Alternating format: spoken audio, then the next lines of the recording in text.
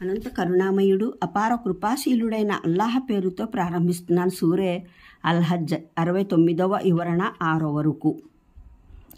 తదనుగుణంగా మహానీయ ముహమ్మద్ సల్లల్లాహు అలైహి వసల్లం ఆయన సహచరులు ఒంటె ఎడమ కాలిని కట్టివేసి మిగతా 3 కాళ్ల మీద దాన్ని నిలబెట్టేవారు.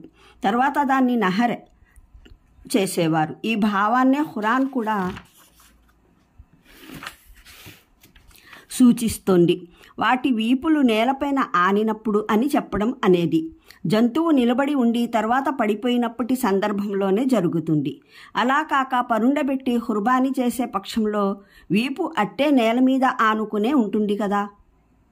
అల్లాహ్ పేరు పలకకుండా జిబహా చేయడం వల్ల ఏ పశువు హలాల్ ధర్మసమ్మతం కాదని ఈ పదాలు మరోసారి నిరూపిస్తున్నాయి.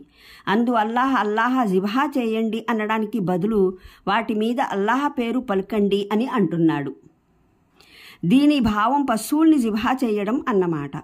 దీన్ని బట్టి ఇస్లామియా షరియత్లో అల్లాహ్ పేరు పలికి జిబహా చేయడం తప్ప పశువును జిబహా చేసే మరే భావన అయినా లేదన్నది దానంతట అదే తేలుతుంది. జిబహా చేసే సమయంలో అల్లాహు అక్బర్ అని పలికే విధానం కూడా ఈ ఆయట్ల ద్వారానే గ్రహించబడింది.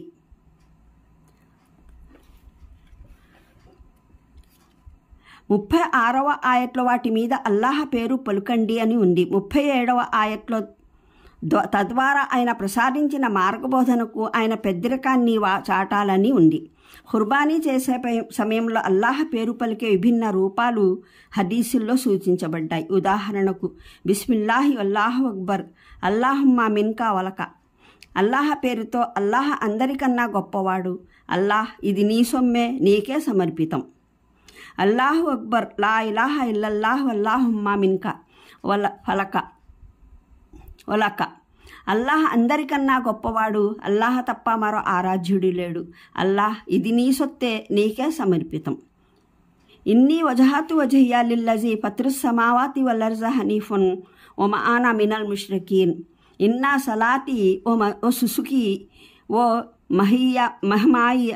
మహిమాయ ఓ మమాతి లిల్లాహి రబ్బిల్ ఆలమీన్ లా షరీక లహు వలిజాలిక ఉమిర్తు వ ఆనా మినల్ ముస్లిమీన్.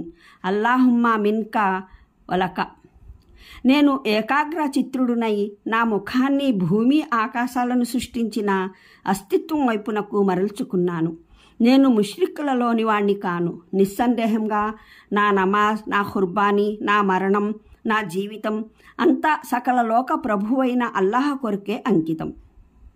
ఆయనకు ఎవరూ సహవర్తులు లేరు. ఇదే ఆదేశం ఇవ్వబడింది నాకు. నేను విధేయతాభావంలో వినమ్రుడనైన వాడిని. అల్లాహ్ ఇది నీ సొమ్మే, నీకే సమర్పితం. నేలపై ఆనడం అంటే కేవలం అవి నేలపైన పడిపోవడం అని మాత్రమే అర్థం కాదు. అవి పడిపోయి కంపన ఆగిపోవాలి అంటే కొట్టుకోవడం మానుకోవాలి, ప్రాణం పూర్తిగా పోవాలి అన్నమాట. అబూ దావుద్, తిర్మిజీ, ముస్నద్ అహ్మద్లలో దైవప్రవక్త సల్లల్లాహు అలైహి వసల్లం పలికిన ఈ సూక్తి ఉటంకించబడింది. పశువు ఇంకా బ్రతికి ఉండగానే కోసిన మాంసం తినడం ముర్దార్, నిషిద్ధం. ఖుర్బానీ ఆదేశం ఎందుకు ఇవ్వబడిందో అన్న విషయానికి వివరణ ఇక్కడ మరోసారి సూచనగా చెప్పడం జరిగింది. అల్లాహ్ పశువుల్ని మీకు ఆధీనం చేయడం మీకు అనుగ్రహించిన మహోన్నత వరప్రసాదం. ఈ వరప్రసాదానికి గాను ఖుర్బానీ కృతజ్ఞతా సూచకం అని చెప్పడం జరిగింది. అజ్ఞాన కాలంలో అరబ్బులు విగ్రహాలకు అర్పించుకునే బలిదానాల మాంసం విగ్రహాల వద్దకు తీసుకువెళ్ళి నైవేద్యంగా సమర్పించుకునేవారు. అలాగే దైవం పేరిట చేసే ఖుర్బానీ మాంసాన్ని తీసుకొచ్చి కాబాకెదురుగా పెట్టేవారు. దాని నెత్తురు కాబా గోడలకు పూసేవారు. వారి దృష్టిలో ఈ ఖుర్బానీ చేస్తే దాని మాంసం, నెత్తురు అల్లాహకు సమర్పించడం అవసరం. ఈ అజ్ఞాన భావనను పటాపంచలు చేస్తూ దైవానికి అసలు అర్పించబడేది పశువు నెత్తురు మాంసాలు కావు, మీ ధర్మనిష్ట అని తెలుపడం జరిగింది. ఇంకా మీరు కృతజ్ఞతాభావంతో ఏకాగ్ర చిత్తంతో కేవలం అల్లాహ్ కొరకే ఖుర్బానీ చేస్తే ఆ భావన, ఆ సంకల్పం, మీ చిత్తశుద్ధి మొదలైనవే దైవానికి అర్చనగా ఆయన సన్నిధిలో అందుతాయి. నిజానికి ఈ మాంసం, నెత్తురు ఇక్కడే ఉండిపోతాయి. ఈ విషయాన్నే హదీసులో ప్రవక్త మహానీయులు సల్లల్లాహు అలైహి వసల్లం సెలవిచ్చారు. అల్లాహ్ మీ రూపాలను, మీ రంగుల్ని చూడడు, మీ ఆంతర్యాలను, మీ ఆచరణలను చూస్తాడు. అంటే హృదయపూర్వకంగా ఆయన గొప్పతనాన్ని కొనియాడండి, ఆచరణ ద్వారా దాన్ని ప్రకటించండి. ఇంకా ఈ ఆదేశం ఖుర్బానీ హేతువును, ఉద్దేశాన్ని కూడా సూచిస్తుంది. ఖుర్బానీ విధిగా నిర్ణయించడానికి కారణం కేవలం జంతువుల్ని మానవుల ఆధీనం చేసిన వరప్రసాదానికి కృతజ్ఞతా సూచకం మాత్రమే కాదు. నిజానికి ఇవి ఆయనకే చెందిన జంతువులు. ఆయనే వీటిని మన ఆధీనంలో ఇచ్చాడు. ఆయన స్వామ్యాన్ని, ఆ అధికారాలను మనం మనసా కర్మణ అంగీకరించాలని కూడా ఖుర్బానీని విధిగా నిర్ణయించడం జరిగింది. తద్వారా మనకు మతిమరుపు వల్ల ఇదంతా మన సొత్తే అన్న అపోహ కలగదన్న ఆశ ఉంది. ఈ విషయాన్నే ఖుర్బానీ సమయంలో పఠించే దువాలోని పలుకులు వెలిబుచ్చుతున్నాయి. అల్లాహుమ్మా మిన్కా వలక అల్లాహ, ఇది నీకే చెందిన సొత్తు, నీకే అర్పితం. ఈ సందర్భంలో మరో విషయం కూడా గుర్తుంచుకోవాలి. ఈ పేరాగ్రాఫ్లో ఇచ్చిన ఖుర్బానీ ఆదేశం కేవలం హజ్ చేసే హాజీలకు మాత్రమే వర్తించదు.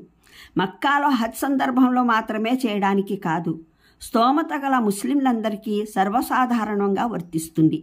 వారు ఎక్కడున్నా సరే తమకు జంతువులు ఆధీనం చేసిన వరప్రసాదానికి కృతజ్ఞతా సూచకంగాను, దేవుని గొప్పతనం కొనియాడటానికి ఈ విధిని నిర్వర్తించాలి.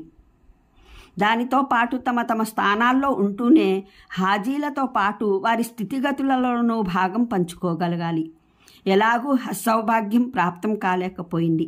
సరే, కనీసం ప్రపంచంలోని ముస్లింలందరూ హజ్ కాలంలో బైతుల్లాహ పరిసరాల్లో హాజీలు ఆచరించే సత్క్రియలనైనా ఆచరించగలుగుతూ ఉంటారు. ఈ విషయాన్ని అనేక హదీసుల్లో వివరించడం జరిగింది. అనేక ప్రామాణిక ఉల్లేఖనాల ద్వారా ప్రవక్త మహానీయులు సల్లల్లాహు అలైహి వసల్లం మదీనా పవిత్ర నగరిలో ఉన్న కాలమంతటా ప్రతి సంవత్సరం ఈదుల్ జుహా సందర్భంలో ఖుర్బానీ చేసేవారిని రుజువైంది. ముస్లింలలో ప్రవక్త సల్లల్లాహు అలైహి వసల్లం సాంప్రదాయం ద్వారానే ఈ పద్ధతి అమలులోకి వచ్చింది. ముస్నద్ అహ్మద్, ఇబ్ను మాజాలలో వచ్చిన అబూ హురైరా రజీ ఉల్లేఖనం ప్రకారం దైవ ప్రవక్త సల్లల్లాహు అలైహి వసల్లం ఇలా సెలవిచ్చారు: ఏ వ్యక్తి అయితే స్తోమత కలిగి ఉండి ఖుర్బానీ చేయకపోతాడో అతడు మా ఈద్గాహ సమీపానికి రావద్దు. ఈ హదీసులు ఉల్లేఖించిన ఉల్లేఖనకర్తలందరూ ప్రామాణికంగా గట్టివారే. ముహద్దీస్లో ఈ ఉల్లేఖనం తీరు ఎటువంటిదన్న విషయంలో మాత్రమే భేదాభిప్రాయం ఉంది. తిర్మిజీలో ఇబ్ను ఉమర్ రజియల్లాహు ఉల్లేఖనం ఇలా ఉంది: ప్రవక్త మహానీయులు సల్లల్లాహు అలైహి వసల్లం 10 ఏళ్ల కాలం పాటు మదీనాలో ఉన్నారు. ప్రతి సంవత్సరము ఖుర్బానీ చేసేవారు.